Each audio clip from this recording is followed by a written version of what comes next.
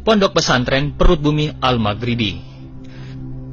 Pesantren ini berbeda dari pesantren-pesantren lainnya karena lokasinya yang berada di dalam gua. Yap, kalian tidak salah dengar.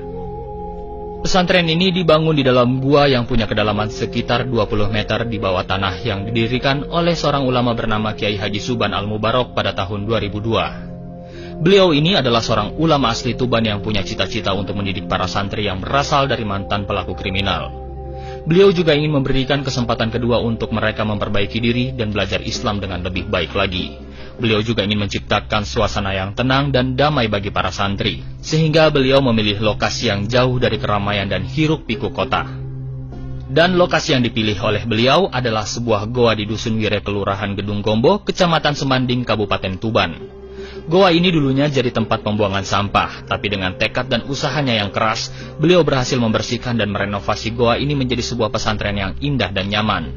Beliau juga menghiasi goa ini dengan ukiran-ukiran kaligrafi yang terbuat dari marmer dan lampu-lampu neon yang menerangi ruangan. Pesantren Perut Bumi Al-Maghribi punya luas sekitar 3 hektar dan terdiri dari beberapa bangunan dan fasilitas. Di dalam goa terdapat masjid, kelas, ruang pertemuan, ruang istighosah, tempat pertapaan, kamar mandi, dapur, dan asrama santri.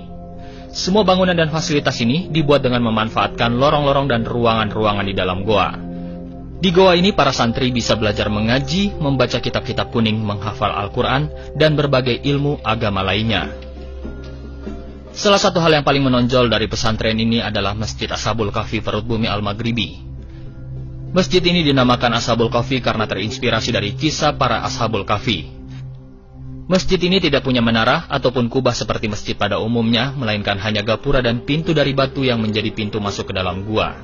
Di dalam masjidnya kita bisa melihat batu-batu stalaktit dan stalagmit yang menghiasi langit-langit dan dinding-dinding gua. Ukiran-ukiran kaligrafi yang biasanya ditempel di dinding tembok, di sini diukir langsung di dinding gua dengan menggunakan sebuah alat yang khusus. Penerangan di masjid ini juga tidak terlalu terang, yang memberikan kesan misterius dan religius.